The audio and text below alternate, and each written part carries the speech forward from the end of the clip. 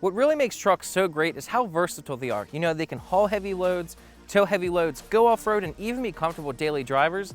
Now, the factory suspension on this 2016 F-150 certainly gets the job done, but there's definitely a lot more room for improvement to make it even better. So today we have a little care package in the shop that we're going to be installing on this thing, so let's go check it out. All right, this is the TeraFlex Falcon Sport Hauling and Towing Leveling Kit for your F-150. Now, being that these are Falcon shocks, they're super high quality and they're going to completely change the way this F-150 drives. It comes with a pair of monotube front shocks that are going to lift the front of your truck and make it handle a whole lot better.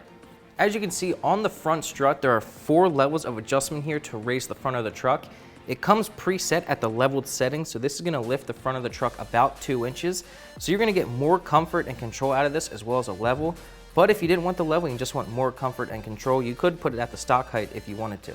The front struts that come with this kit are awesome, but the real star of this kit are the rear shocks. Now, these come with piggyback reservoirs for more control, cooling, and better dampening, as well as a switch right here that can adjust the compression to give you better control when you're on the road, off-road, or with towing. With these shocks installed, they're super easy to adjust, so if you're just going down the road and you have no load at all, you can leave it on the 1 setting, but if you have a moderate load in the bed or a super light trailer, turn it to the 2 setting to stiffen up the rear a little bit for more control, or if you have a serious load behind your truck, turn it to the 3rd setting for maximum control. In addition to the beautiful Falcon shocks that this kit comes with, it also comes with everything you need for the install. It comes with all the hardware and bump stops that are required. For more information and pricing on this kit, click the link in the description down below. Now it's installed on our F-150. Tools you'll need for this installation: 1/4 inch ratchet, 5/16 socket, 8mm socket, a 3/8 ratchet, 10mm socket, 4mm Allen key, 8mm Allen key, a 1/2 inch ratchet, 15mm socket, 18mm socket, 19mm socket, 21mm socket, 15mm wrench, 17mm wrench, 18mm wrench, a trim panel removal tool, and you'll need a wall-mounted spring compressor or to take your struts to a professional shop.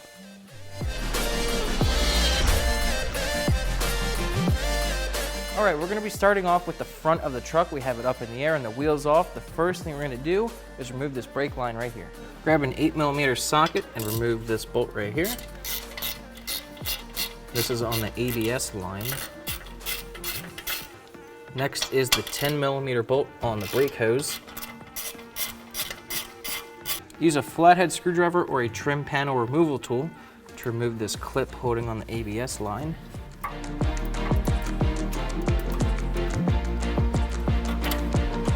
Just like that. Next, we're going to disconnect the sway bar end link on both sides. Use an 18mm wrench, then an 8mm socket to keep it from spinning.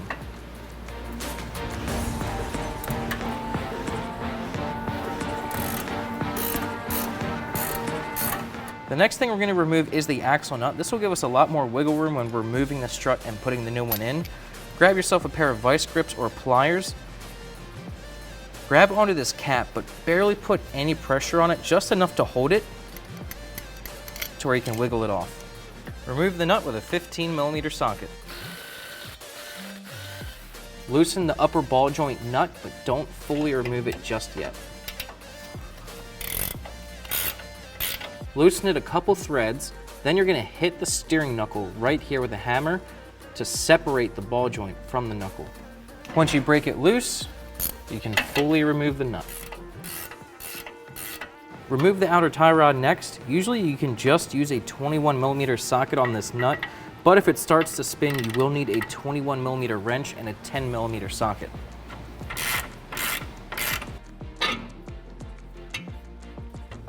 If it doesn't pop out, you might need to hit this with a hammer like you did with the upper ball joint. Remove the bottom strut nuts with an 18mm socket.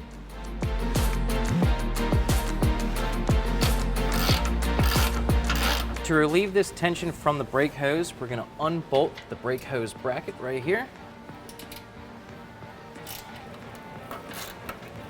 All right, they're pretty hard to see, but I promise up on top of the strut there are 3 nuts that you need to remove. Once you remove those 3 nuts, the whole strut will drop. Grab yourself an 18mm wrench and try to find them up there and remove them.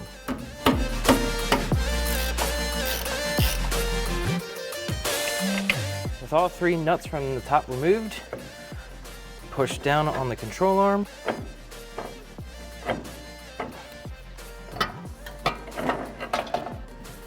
And out comes the factory strut. Once you get your factory strut out of the truck, what you need to do is make a mark on the outside of the strut, the part that's facing the tire. Come down here at the very bottom of the strut, make a mark right in the center, and follow an imaginary line all the way to the top of the hat right here, and make another mark right here. This is very important because when you switch this over to the Falcon strut, you need to line this line up with the Zerk fitting right here. If these are off, they're not perfectly lined up, it's probably not going to fit in the truck because this hat can only go in one way. So you need to get them as lined up as possible. Once you get your lines marked on the strut, you can remove this spring from the factory strut with a typical spring compressor by yourself. But to install the spring onto the Falcon strut, you're going to need to take it to a shop with a wall-mounted compressor because there's so much compression. So we're going to take this strut to a wall-mounted compressor and get it put onto the Falcon strut. Okay, we now have our front strut fully assembled, and we did lower the spring perch here. When you get this out of the box, it comes on the leveled setting. We dropped it down to the medium setting, so it's only going to lift the front of the truck about 1 inch. It's not going to be the full 2 inches to level it out, so it is going to lift the front of the truck a little bit, but it's not going to level it. Raise the strut into position, then install the top 3 nuts.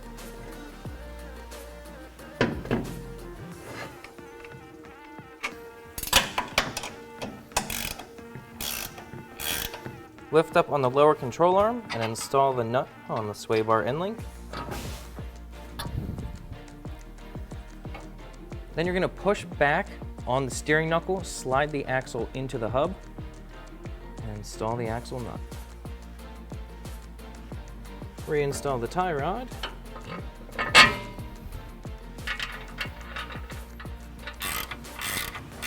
Tighten the axle nut. Tighten down the sway bar end link.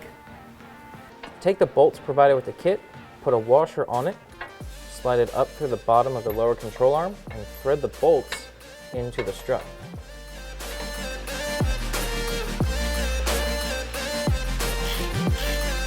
Try to tighten these bolts as evenly as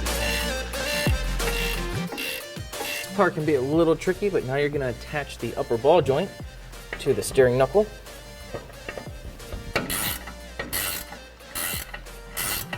Reinstall the axle nut dust cap. You should be able to just push it in, but sometimes you might have to hammer it back on or just give it a little tap.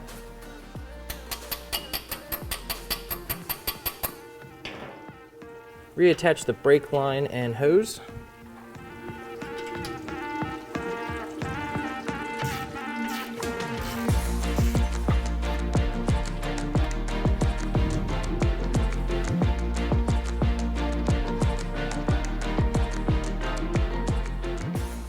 All right, that's it for this corner of the truck. Now we just have to put the wheel back on. Go ahead and do the same thing to the other side of the truck. Then we can move to the back and install these.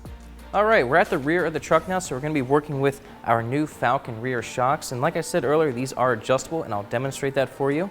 So they have this adjustment knob right here, which adjusts the compression of the shock. So we have it on 1 right now. This would be if you're just driving down the road, no load or anything like that. And you can see it compresses fairly easily.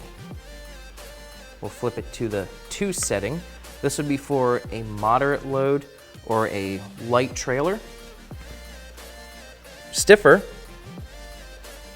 but not too stiff. But when we go to the 3rd setting, this is where it's really going to help out with a heavy load or a big trailer like we were towing. When we go to the 3rd setting, this is really going to help out with a heavy load or a heavy trailer, and it makes it really stiff. I practically can't compress it on the 3rd setting. So it's definitely gonna help out with the trailer, but we'll leave it on the 1 setting for now. And now we're gonna put on the roost guard. Take all 3 bolts out of the shock right here and slide the roost guard over it. It is a tight fit. Secure the roost guard with the 3 bolts and use some of the provided Loctite to make sure the bolts don't come out. Locate the rear shock and go to the bottom of it and remove the bolt that secures it to the rear axle. We do have this rear end supported, with a jack stand right here, so when we disconnect it, the rear end will not fall down.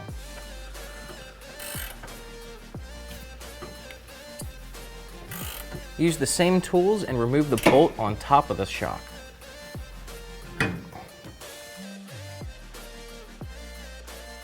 Grab your new Falcon shock and install it just like you removed the original shock. And you want the switch part to be at the top.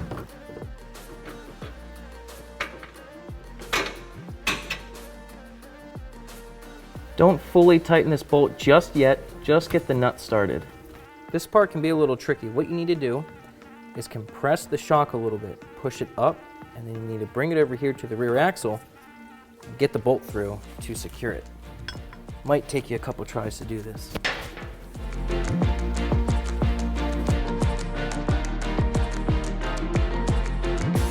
Now that both bolts are securing the shock, you can tighten them down.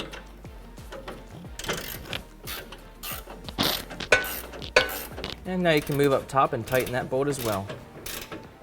We have an aftermarket Husky Liners wheel well guard installed in this truck, and as you can see, it's covering the switch for the shock. So we're actually gonna make a trim right here and make it easier for us to access and see the switch on this shock.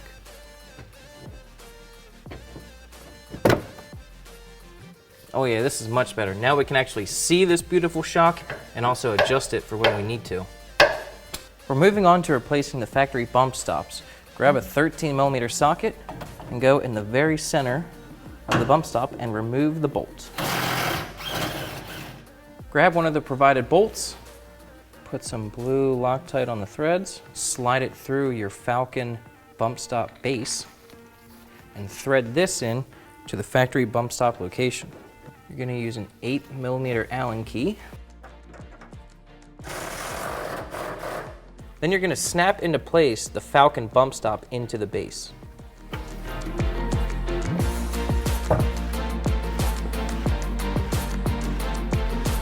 The last thing we have to do is remove the two 10mm bolts on each side of the spring perch so we can install our bump stop platform.